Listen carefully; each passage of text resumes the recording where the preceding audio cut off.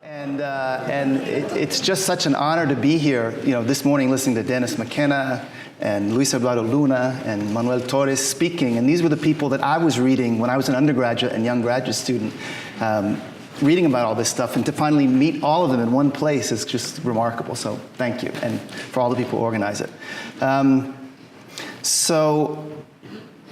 As an anthropologist, I'm an anthropologist too, like Evgenia, and one of the things that we do is you often, questions that you think you already know the answer, you pose them again and again, because every time, sometimes you surprise yourself by the things that you learn. And so I was looking out the tropical night with an old friend of mine, Machiginga friend of mine, Merino, and in Machiginga there's this grammatical distinction. Like in French or Spanish, you have masculine and feminine nouns. Well, in Machiginga, they have that same distinction, but it's between animate and inanimate things. But the way they consider animate and inanimate is not the way we do. Because most plants are not animate. And yet most animals are, and then other things like stars, moon are. And so it seems that the animacy has more to do with locomotion, willful locomotion. So most plants aren't animate because they can't walk and so on. And so I was thinking about this, and we'd done some tobacco stuff, and I was thinking about this, and so I asked him, so Marino, why is it that you treat stars and the moon and the sun as animate things? And he said, well, because they have bodies. And I thought about it, and it struck me as being a bit strange, because of course we talk about stars and moons and planets as being celestial bodies, but that's not what we mean. When we call something a celestial body, we're talking about it as being a physical object. I said, well, what do you mean they have bodies? Well, they're people. They have human bodies. So when he called them celestial bodies, when he called them bodies, he wasn't saying that they're inert matter. Like when we say celestial bodies, we're referring to their inert matterness of the thing. What he was saying when he called them bodies is that they're human beings. They have human bodies, and that their animacy comes from their human nature. And so in a context like this, if we looked up at the stars and the moon, and someone asked us from this world, well, why do you call them animate? We'd probably say because they have souls. But what he said was that they have human bodies. And so this idea that these concepts of body and soul are very fluid among these peoples. And so on the other side of the coin, I was asking, well, certain plants have souls. Most plants don't have souls because they don't have human bodies. They don't walk around. But some certain plants have souls. And I know Ayahuasca, Brugmansia, all these psychoactive plants have souls. So I said, well, tell me about plants that have souls. And it was surprising, again, asking the same question, you get surprising answers. Which plants have souls? And the first two things that came out of his mouth were not what I was expecting. He said, well, Katawa has a soul. Hirocrepitans, it's this horrible, this spiny plant. It's got this, if you cut down the tree, it's got this battery acid it's like the sap is a battery acid. It can make you go blind. It's got these explosively dehiscent fruits that can throw the fruit, when they ripen, they can throw the fruit 100 feet. Some people call it dynamite tree because it makes this huge explosion. It's this really aggressive plant. And he said, well, Katawa has a soul. Why does Katawa have a soul? Well, if you try and cut it down and you're not careful, it'll go into your eye and make you blind. And then the second example he gave was bamboo, the bamboo that they use to make arrows. And I said, well, why does that have a soul? Well, if you make arrows when your wife is pregnant, then the sharpness and the caustic fur, there's sort of like these little urticating hairs on the bamboo. It'll make your child bleed, and you could lose your baby. So when I asked him which plants have souls, he chose to focus on plants that had really noxious spiritual and physical properties. And so this is sort of what everyone's talking about Viveros de Castro today. He seems to be the word of the day. So he has this, there's no pointer, is there?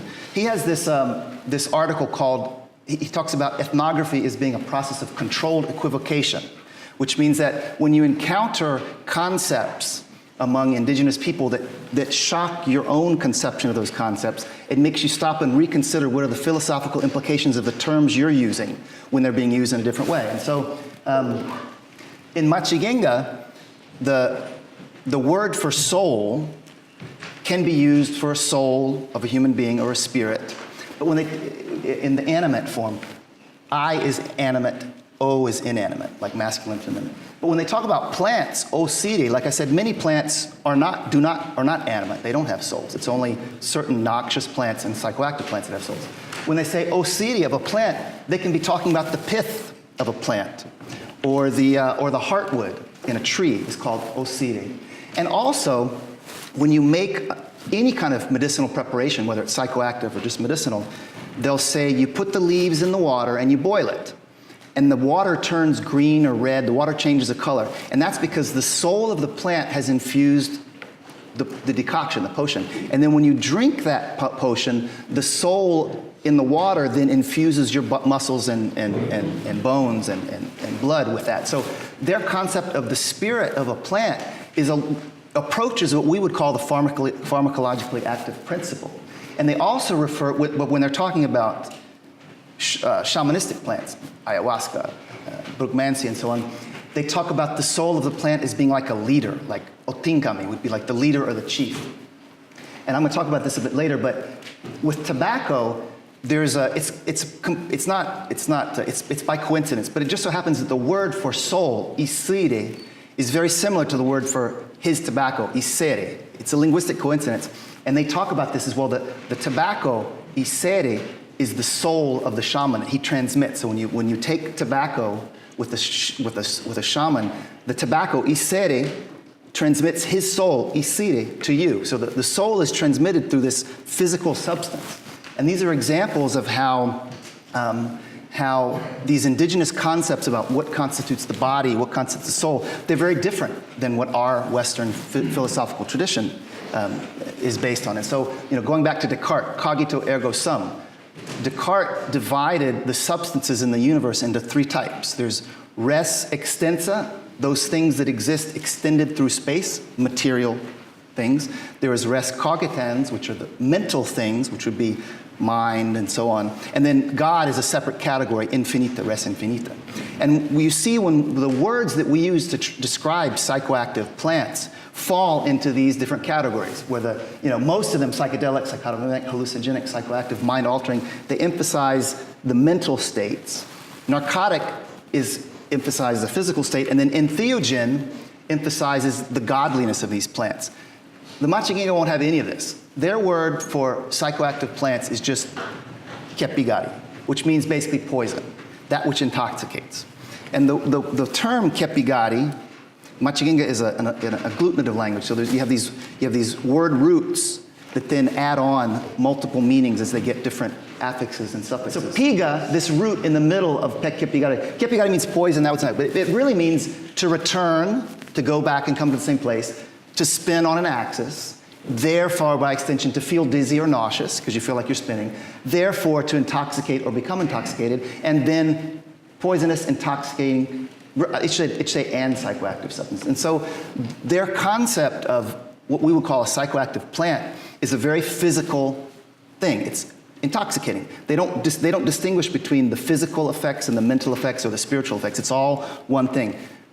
Medicines, and especially psychoactive plants, are poisons. And it's through this intoxication of the body that we can't get away from our concepts. You intoxicate the body to release the soul, but for them it's all one thing. And so in this talk, I want to present a number of ethnographic examples and ethnobotanical examples of how these people understand the mind/body effects of these plants, and in the end, reflect on how we can think about these things in new ways. And so, just a quick lesson in geography. This is, here we are.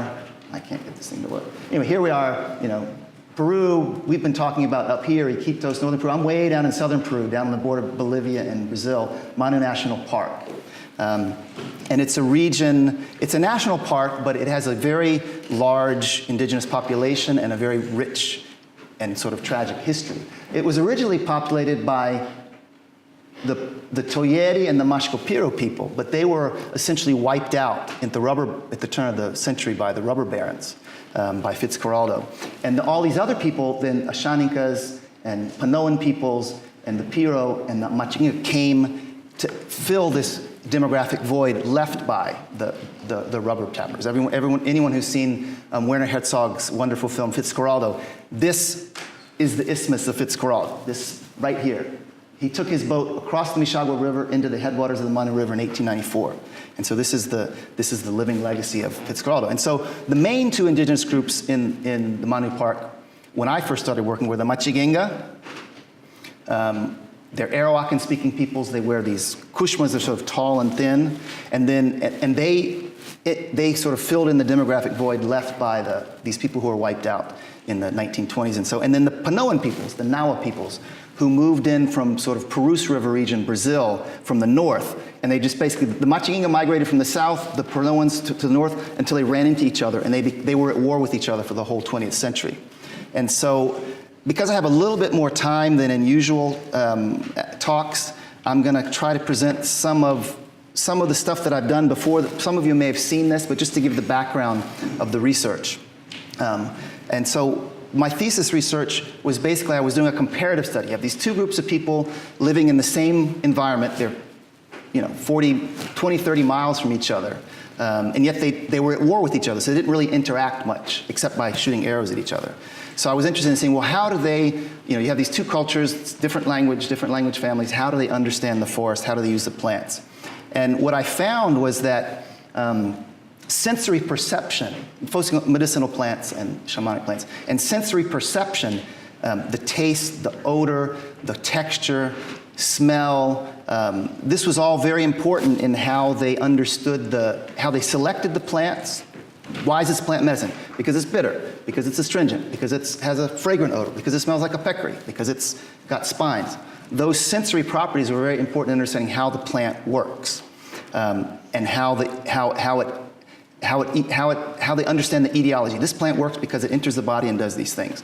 And so this took me into the world of sensory anthropology, which is an area, a subfield of anthropology that explores the cultural variations. We think of senses being 5 senses, but I had an encounter with this of how different cultures perceive, how different cultures categorize the senses when I was in the forest collecting plants with this buddy of mine, Douglas Yu. He's an ecologist from Harvard, was from Harvard. Now he's here in England at East Anglia University.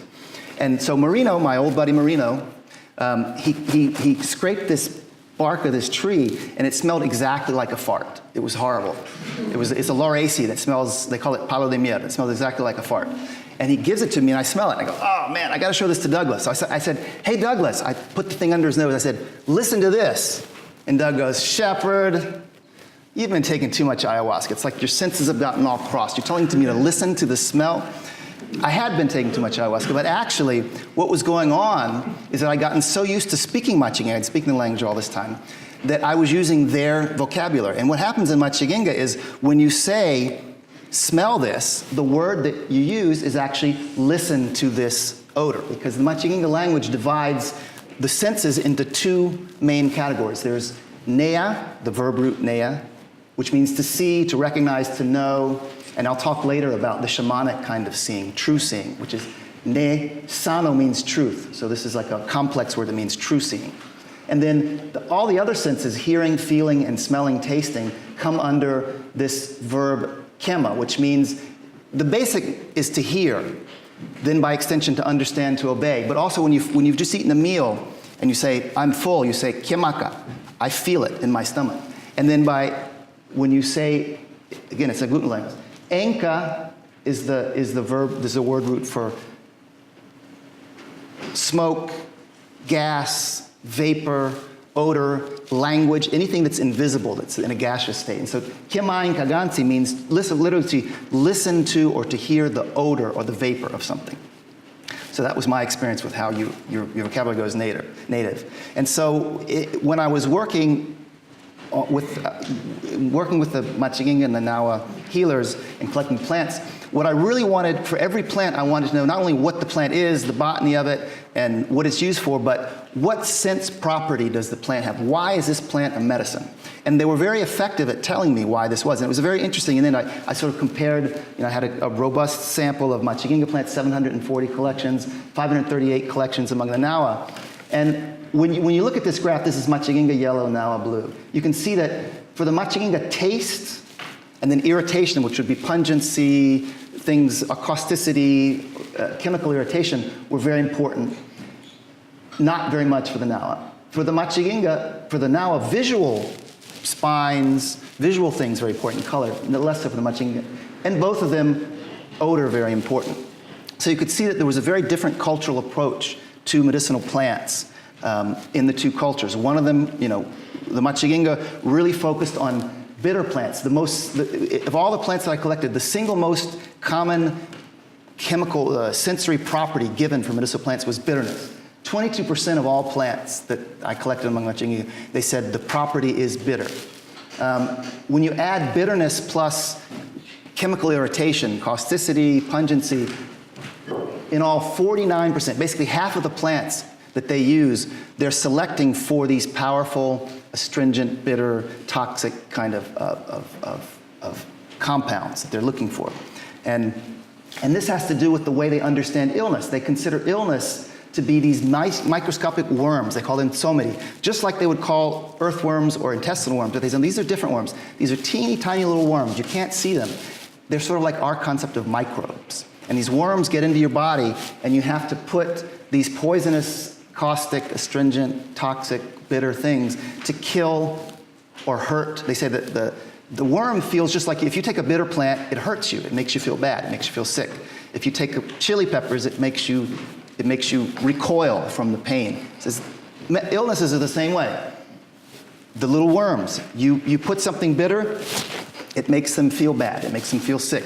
You put something caustic or pungent, it hurts them, and you get them out of the body. So basically, it's like an allopathic model of efficacy, where you in order to cure the ills of the body, you poison it with these toxic plants that expel the illness. And this idea that the okitsunikaki osiri, when you boil a medicinal plant in water, the soul of the plant infuses the water and then your body. So the soul of the plant is inseparable from the pharmacological properties. When I compared it to the Nawa system of medicine, couldn't have been more different. As I said, visual cues were responsible for 33%. A third of their plants were visually motivated. It had spines, it has a colorful leaf, and less than 5% of their plants are bitter. And when you look at the Machiginga ingest a full 33% of their medicines are ingested, so they know what they taste like. The Nawa, less than 5% of their medicine ingested. They don't know what they taste like because they never ingest them. Why don't they ingest them? Well, for them, the Nawa say that the illness comes from the plant. So you're walking in the forest, you go by this spiny plant, and the spiny plant has a spirit owner that is a wasp. And you're walking by, minding your business, and that wasp attacks you for no reason. Just like a wasp attacks you. There's no reason. They just want to attack you because they're aggressive. And you get sick. And the only way to heal yourself, and it causes there's a bunch of different wasp plants, and each one they cause inflammation, they cause pain, they cause bleeding. And each plant, each illness, each wasp illness is associated with a specific wasp plant. And so you have to find the right wasp plant to treat the wasp illness. And you apply that plant externally. And they say it's like a magnet. Because the plant is the same, the illness comes from the plant. So if you've got heart pain caused by this specific wasp medicine, you put the plant, you make a warm plaster, you put it outside, and it draws the illness, the wasp, out of your body by virtue of like treats like a magnet. And then the vapor coming off your body is that spirit going back to the forest. And so they have a concept of medicine as poison, but it's a very different concept of medicine poison because the medicine and the illness are exactly the same thing. And so you treat the illness by taking a small dose of that poison and putting on the outside. And that's why you don't ingest the plant. If you were to ingest the plant, you'd be ingesting the illness. And this, most of their medicines are applied externally, and less than 4% are ingested. It's like, so this is very, very homeopathic, sort of like treats like illness model. How am I doing with time? I know everyone wants to get to the hallucinogens. I'm getting there. I just want to give some of the cultural background. So, as I said, in both groups, odor is very important for medicines, and especially for the Nawa, they have this whole category of fragrant medicines. They're very preoccupied with bodily odors. They want to disguise unpleasant body odors. And the worst smell of all is this smell of these stinking corpse wraiths. They are people who have died and weren't buried properly, and they become these zombie wraiths walking through the forest, and they smell like rotten flesh. It's supposed to be the worst smell in existence. And so there's probably 2 or 3 dozen fragrant plants they put in these armbands. They use vanilla, they use this wild basil, scutularia, they use a bunch of fragrant, eraceae flowers, and they put them in their arms, and it's both to attract. Pusanga in the Peruvian Amazon is love magic. It's what you use to attract lovers. And so it's like Pusanga, but for them it's not just about attracting lovers, it's about keeping away these illness-causing spirits like the corpse wraiths and the other spirits that cause illness. They say that when someone kills an animal and they're burning the fur, you have to burn the fur off before you cook the animal, and that burnt fur smell can go up into your nose and down into your stomach and make you sick. And so to treat it, you need to get plants that imitate that burnt fur smell, and you put them on your belly to pull it out.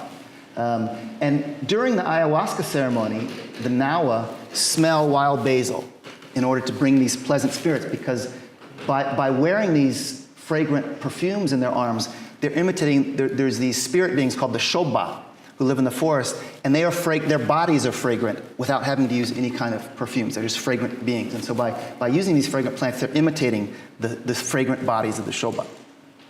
And this there's a lot of, Werner Wilbert, the son of Johannes Wilbert, the tobacco shamanism specialist, he's written a paper about the pneumatic illness concepts, how all through the Amazon you find this concept of illness as being these pathogenic bad smells, and then therapeutic agents will bring positive,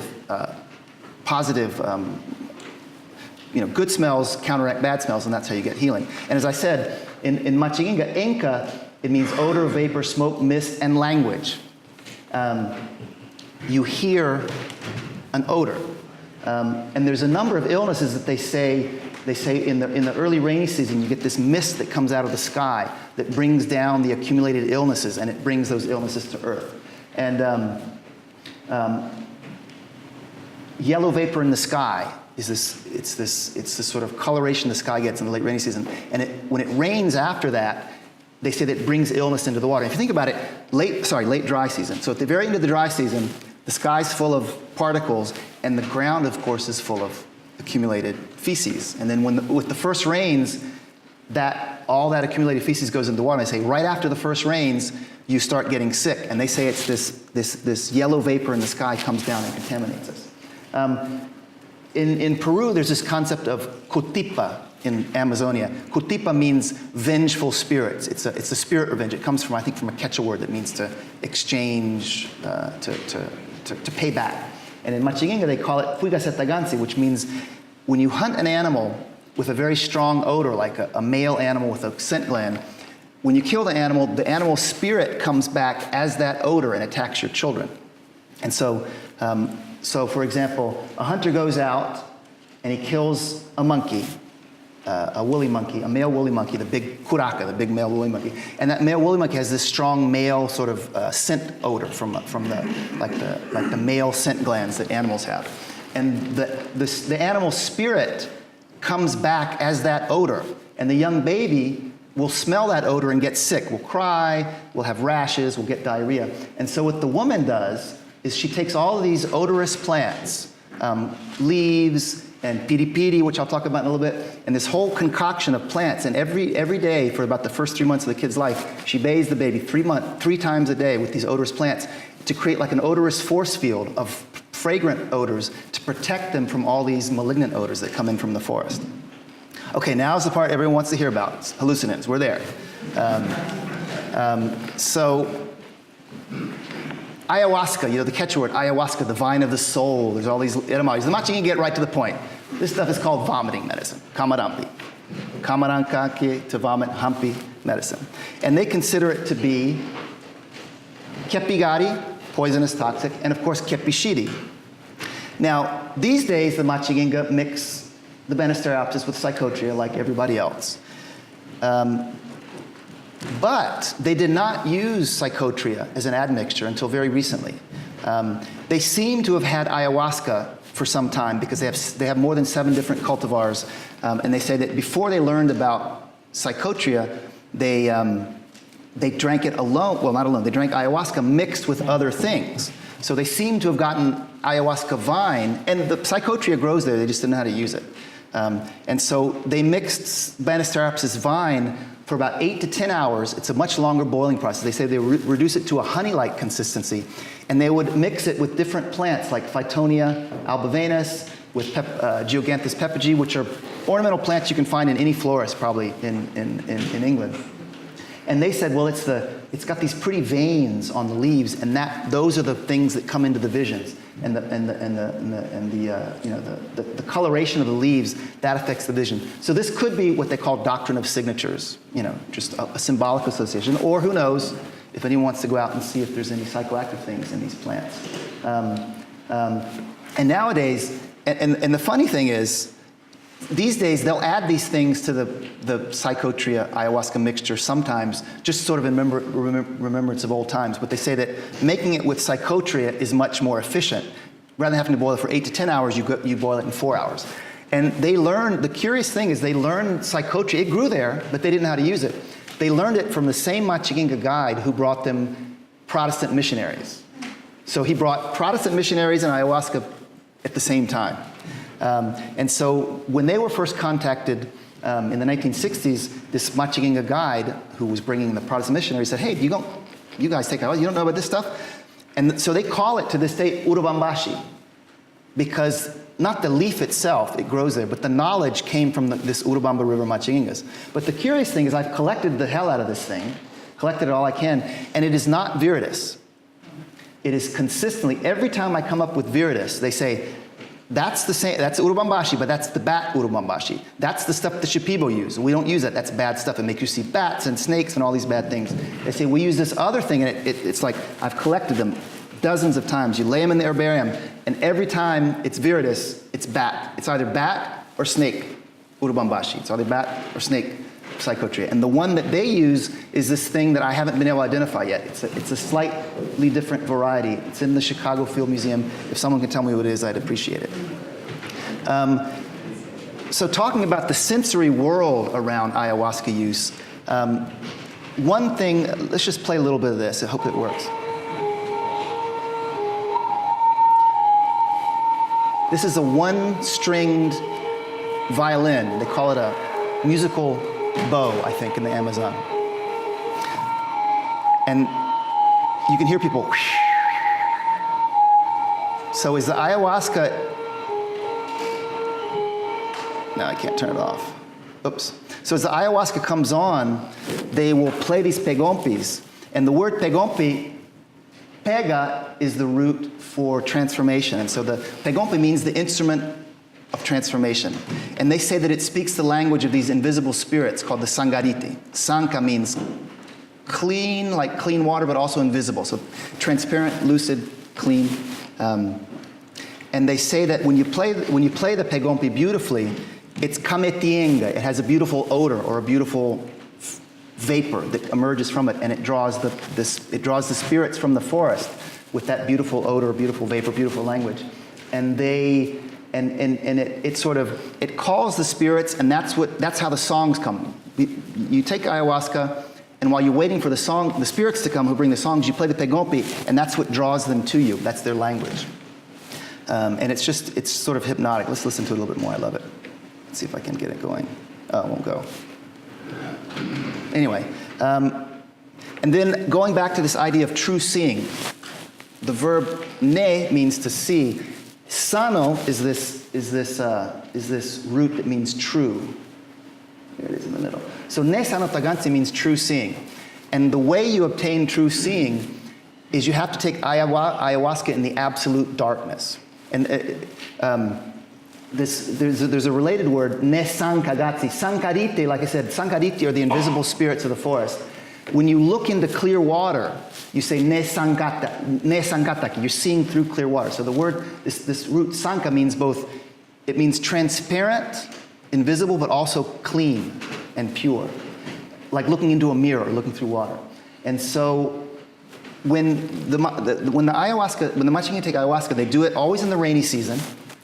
And they always do it in complete dark. You can have even a flashlight or a watch anything that's going to make any light, because they say, and they go through the entire little village, hamlet area, and they put out every single fire. They dump water on the fire. It's the only time they put out all the fires, because they don't want any spark of light, because they say any spark of light could burn your soul, and it gets in the way of true seeing. And so the way you obtain true seeing is by blocking out ordinary sight completely. You can't see anything. It's pitch dark. It's in the rainy season, and you take ayahuasca to open up your eyes to the true seeing. Now, the Nawa, going back to the Nawa, they weren't, like I said, they were at war with the Machiginga for the whole 20th century. They were finally contacted in 1985.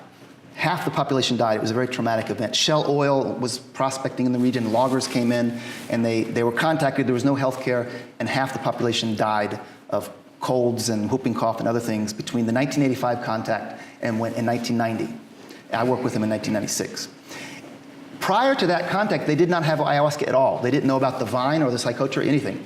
They used this Paulinia, which I collected but can never get a fertile sample. I don't know what it is. Some kind of Paulinia. They call it tsibo, which means astringent. It's a very astringent plant. And they say they would take it, and they say it wouldn't have really clear visions, but you sort of see spirits, you see things, but it was highly, highly toxic. And if you ate any kind, you had to do this really talk about dieta. If you ate any weird kind of fish or peccary or tapir, anything a little bit different you'd eat with this, you get these huge lesions on your body, skinny lesions. And there's this one guy who walks around with this huge rash. It's like a gigantic, it's not leishmaniasis, but it looks like a huge leishmaniasis thing on his whole leg. And they say because before contact, he took this Paulinia and then ate some kind of catfish. Once they got ayahuasca, the Yaminawa shaman, the Yaminawa man who sort of negotiated, he could speak enough of their language, he negotiated their contact with the outside world. He was a shaman, and he introduced them to ayahuasca in 1985. And there's a film about this called, I think it's called A Shaman's Apprentice, about the initiation of the Nawa headman by the Yaminawa leader. And it was his way of sort of taking dominance over the group. And now they have become complete fanatics of ayahuasca. They take ayahuasca. When I was there, in 1996, they took it every day. You couldn't find ayahuasca for miles and miles around in the forest. They just took it every single day. And they use the wild species. The Machiginga use the cultivated species. They use the wild species. It's much weaker. When my Machiginga friend took it with him, it's like drinking masato. It's not really very strong. It's more, it creates a sort of milder state of inebriation so that they can sing their songs. When my Machiginga buddy made his ayahuasca, the Nawa couldn't sing. Like, oh, that stuff's too strong. I can't sing. We want to be able to sing. And their healing songs, it's interesting. They have these really amazing healing songs they're couplets. They're poetic couplets, improvised poetic couplets of two statements that are sort of similar, that have internal rhymes. And as they go through these couplets, these sort of conceptually rhyming couplets, in their songs, when they're treating things like fevers, for example, they'll sing out to guns and motors and helicopters and gasoline, chainsaws. They sing to all of these objects from Western culture that are hot and have these strong smells. And they say that's what causes malaria and colds, all these new illnesses they didn't have before that are associated with very high fevers. They say they come from these hot objects that white people have bought. And so in their shamanistic rituals, they will sing poetic couplets to these hot objects. And the idea is that they sing to these objects and they gather them together, and then they'll blow their cooling breath on them, their cooling, fragrant breath, to dispel the heat and heal the illness. And so once again, the idea is that, well, white people illnesses, homeopathy, come from white people objects. So to heal those white people illnesses, we need to call together the sort of the spirits of these white people objects and then dispel them. And these they can be these incredibly beautiful poems that they sing. And this is a translation that I did of one of the songs. Whose illness is this? The flaming illness of lightning. Its hot fire burns, its white smoke, its boiling fever. The owners of metal, the white people from downriver. The metal people are burning, the metal knives are burning, the smell of hot steel. What strange people are these? Their illness goes to the far reaches, the headwaters of the snaking river. None can escape the fever. How will we put out this fire? And so they repeat these couplets, and then at the end of it, he'll call together the fragrant cooling spirits and dispel these things. So neither of these people really used ayahuasca as we know it until very recently. What did they use before? Well, for the Machiginga, it's tobacco that's the true shaman's substance, not ayahuasca. Ayahuasca's come more recently. And and it hurts. It hurts. And the property of tobacco that they appreciate is katsi. Katsi is what they use to describe chili peppers or things like really strong-smelling Dr. Bronner's soap. They say is katsi because it's got this strong sort of camphor odor, and tobacco is katsi. Katsi just means painful. We say, oh, it's hot. It's chili pepper, it's spicy, it's pungent. They get right down to the point. It's painful. And so as Evgenia was mentioning, the Machiginga word for shaman is just seri, tobacco. We all remember pigari, remember from the beginning? Piga, to spin, to turn, to be intoxicated. So seri pigari just means the one intoxicated by tobacco. That's the word for shamanism.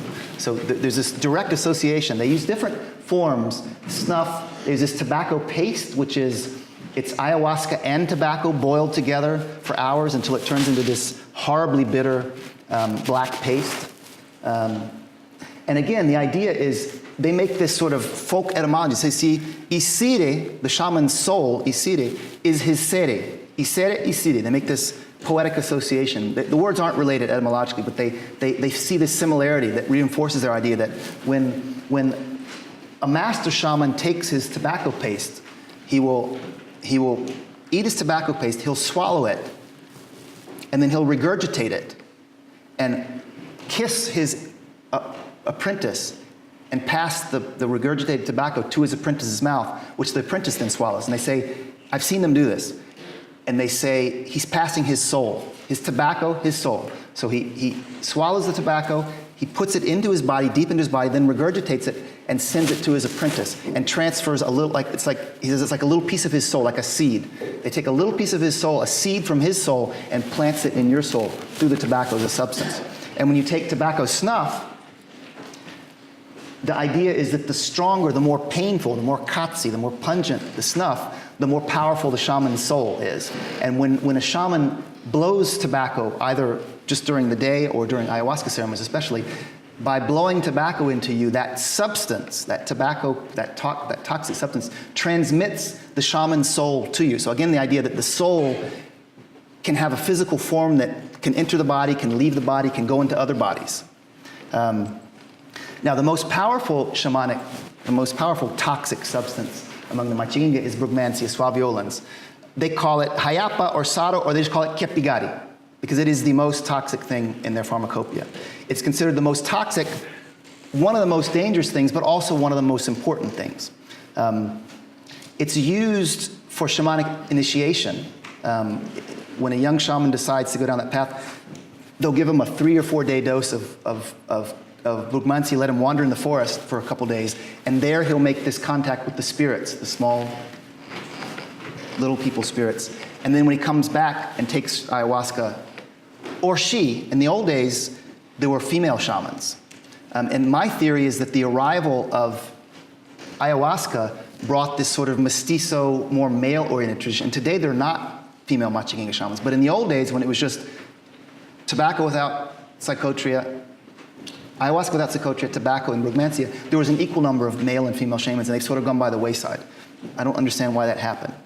But anyway, they say that when anyone takes Brugmansia, you'll hear in the headwater, satring.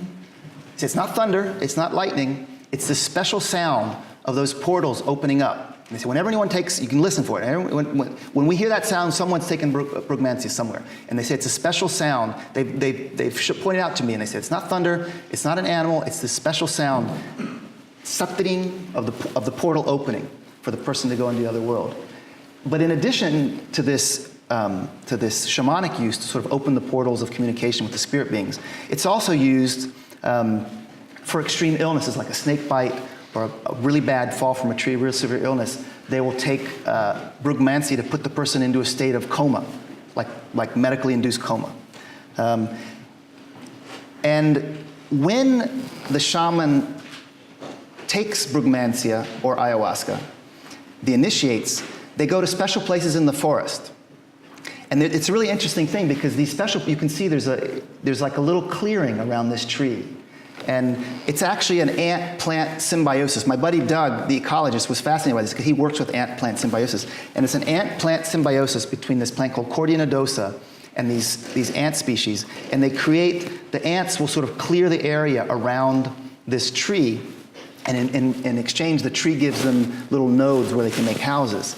And so the plant has these little structures called domatia, where the ants live. And so the Machinga are aware of this ant-plant symbiosis, but they say, and you can see the little cleared area around it. They say, when you take brugmansia or ayahuasca and you come here, this becomes a huge village where the spirits live. And that's where they go to get new varieties of crops, manioc varieties. They get new varieties of medicinal plants. They say the spirits give them these new varieties, and they take them and plant them in their garden. And I've met one shaman who says, I brought back 4, and my master brought back 7, and we still have them. He went to the forest, took this stuff, and came back with a new variety of manioc.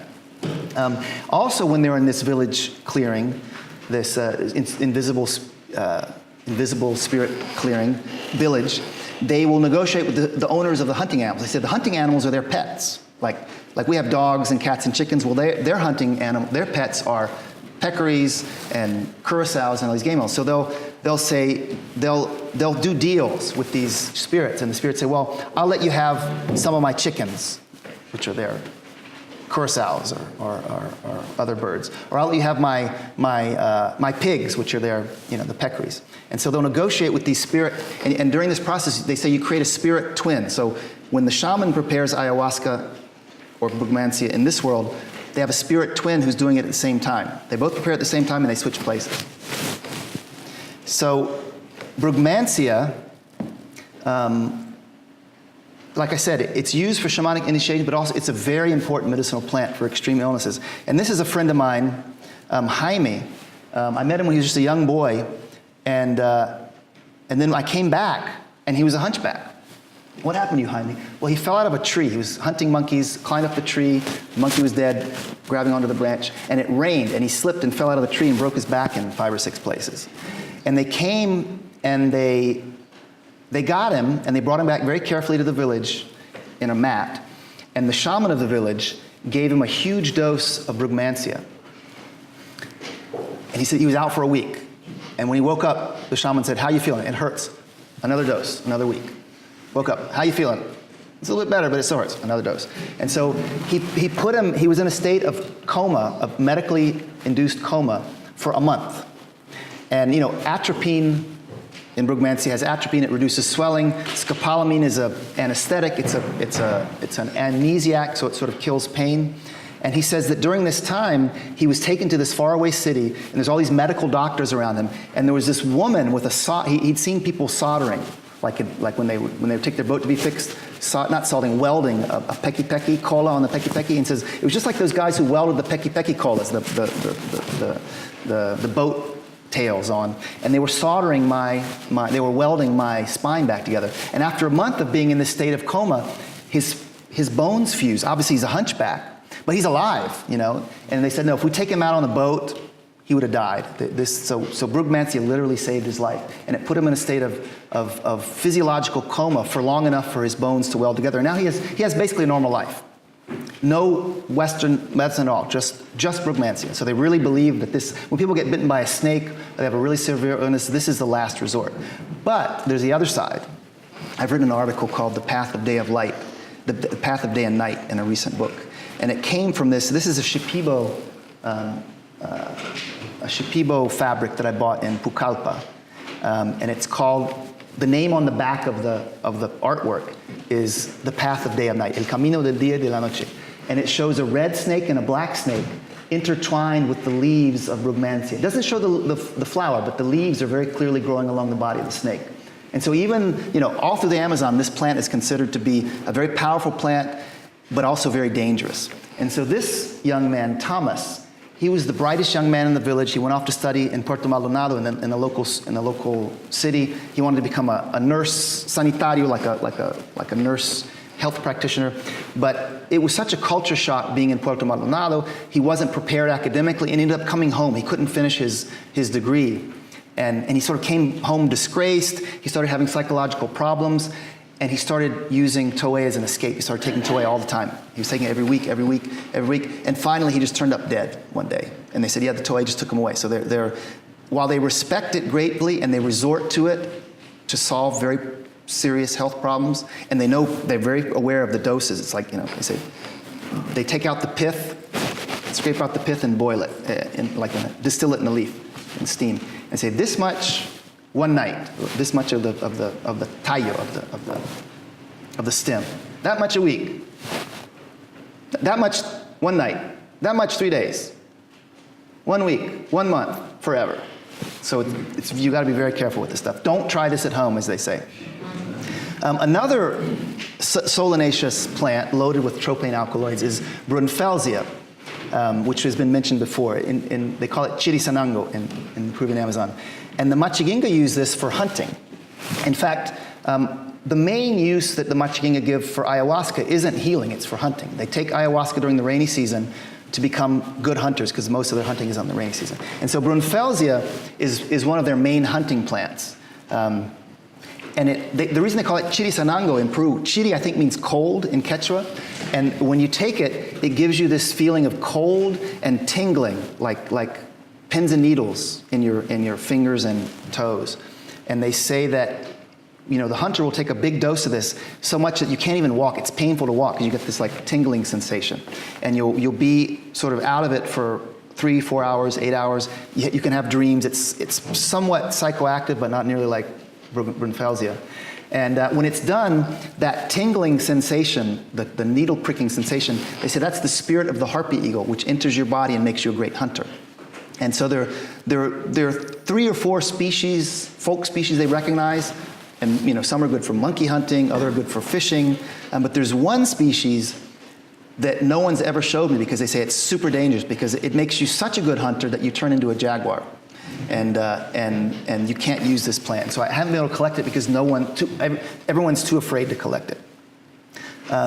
Another hunting plant that was mentioned, someone mentioned this, Juanuyoya, I think you mentioned it? Yeah, a different species. Juanuyoya parasitica, that it's basically like a vine brugmansia. It's very similar, it looks very much, they call it the vine brugmansia. It's like a vine nightshade. And it's super, super toxic. They say they don't give it to people, they give it to dogs. They'll take a dog and they'll get, you can see, this is a video still from that movie, Spirit Hunters. But you can see little bits of peccary, fur, spines, I forget what they call them, they're like little peccary fur. And so what they do is they'll take the scent gland from a peccary, they'll take the skin of a peccary, and they'll take these narcotic plants and they'll mix them together and pour them down the nostril of the dog, and the dog will be in a stupor for hours or days. But it imprints this, and they use plants that smell, they say, there's certain plants they say, oh, this smells like peccary, this smells like tapir.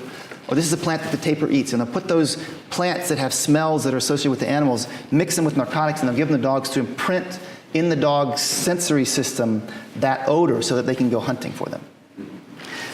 Now the most interesting, I think the most interesting and the least studied plant in all of this is cypress, which was mentioned in passing. Piri piri in the Peruvian Amazon. And the Machiginga call it ibenkiki.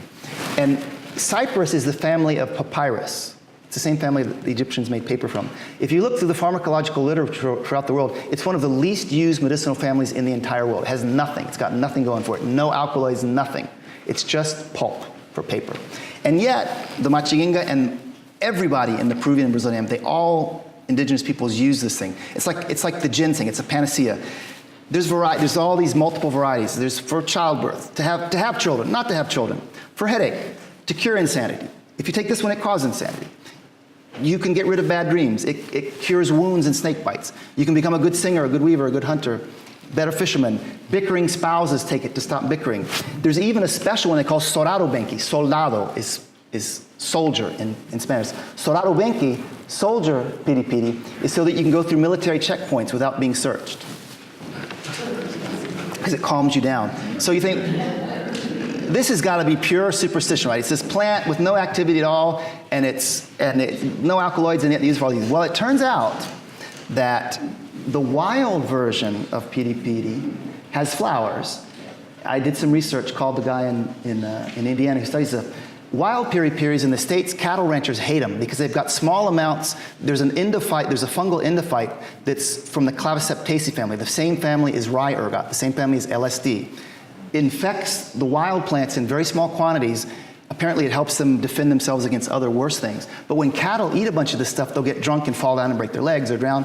And so the cattle ranchers in Texas hate this stuff because there's a thing called cattle staggers. Cattle eat this stuff and they get sick and they can die. Well, if you look at the cultivated sedges used by the Machiginga, there's no flower left. And the word for Machiginga, the Machiginga word is ibenkiki, which means it's this little button. And that button is fungal endophyte. So what the indigenous people of the Amazon have done is they have taken this naturally occurring fungal endophytes, ergot-containing fungal endophytes, and they've, through cultivation and planting, they don't plant the seeds, they plant the roots. Through cloning, basically, they've upped the levels of these fungal endophytes to the point where there's no flower left. This plant cannot reproduce itself. You can't identify things in the herbarium because there's no flower left. So they've upped the level of fungal endophytes to the point where there's no flowers and they're just loaded with ergot alkaloids. And if you think about what the ergot alkaloids do, why did Hoffman discover ergot alkaloids? They were trying to make the pill because ergotism causes abortions, ergotism causes gangrene because it causes vasoconstriction, it causes hallucinations. So if you look at these things, controlling fertility, affecting the contractions of the uterus.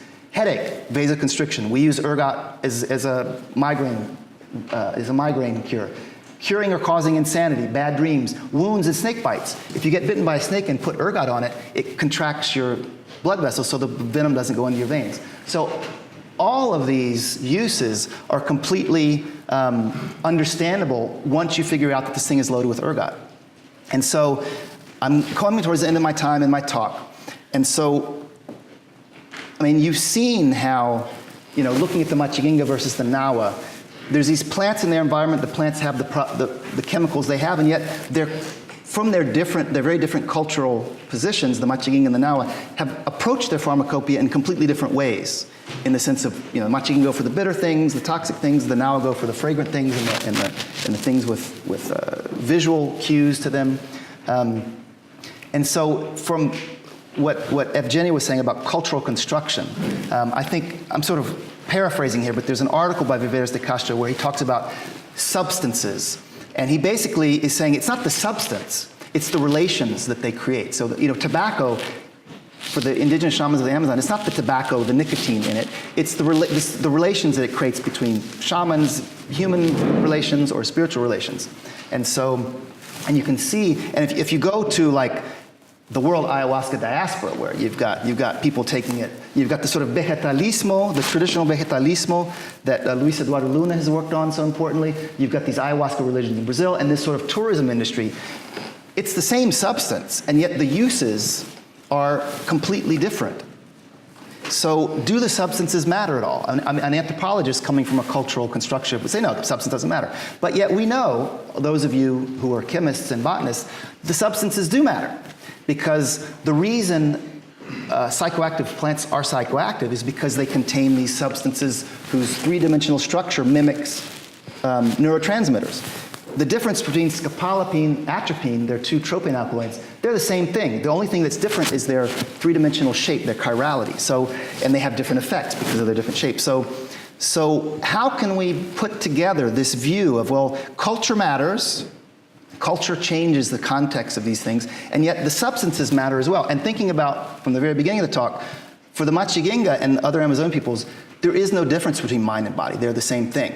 So how do we avoid falling into the Cartesian trap of always separating mind from body?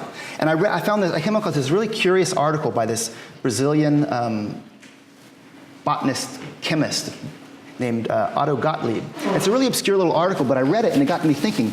And he says, we tend to think of alkaloids and polyphenols and all these things as plant defenses, the plants defend themselves from predators by creating these alkaloids and these polyphenols so that things don't eat them. He says, no.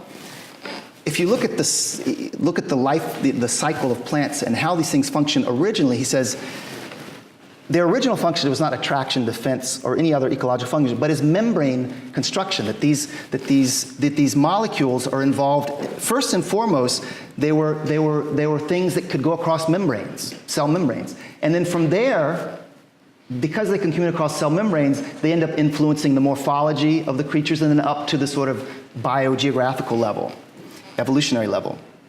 And so then he goes on to say that.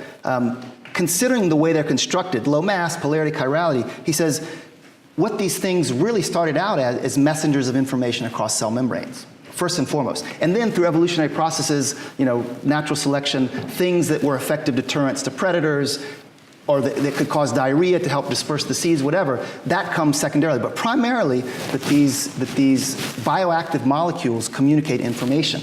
So how can we think about this?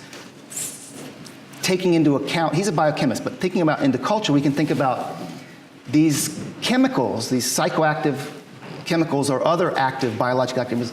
They start out communicating membrane to membrane within one organism, and then they're capable of communicating among multiple organisms between plants and animals. And then from there to the biosphere level.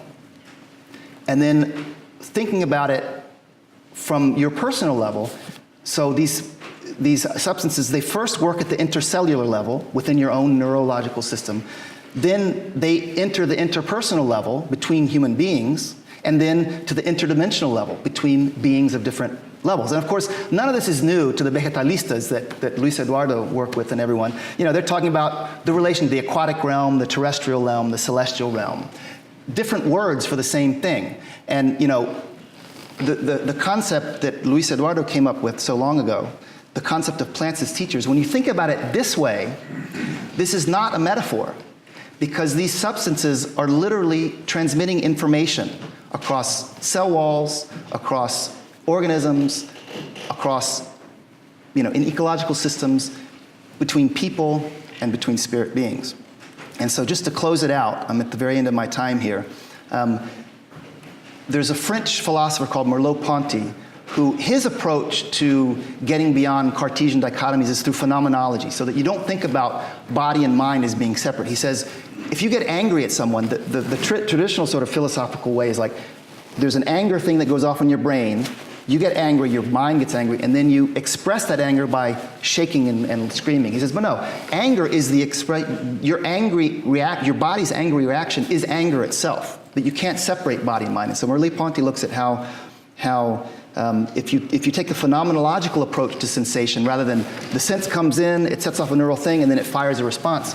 If you look at it as a sort of a synergistic whole, you can look at mind-body as one single interacting thing. And looking at how the Machiginga and the Now and other peoples understand plants, you see there's a holistic way. The physiological property, the chemosensory properties of plants, the taste, the smell, the odor, the texture, that encompasses all of these things that cut across the boundaries between soul, mind, body, spirit. And so I've sort of looked at sensation as a way of cutting between the ideal world and the material world. And so with that, I say, keep it safe, keep it coming, and keep it katsi. Thank you.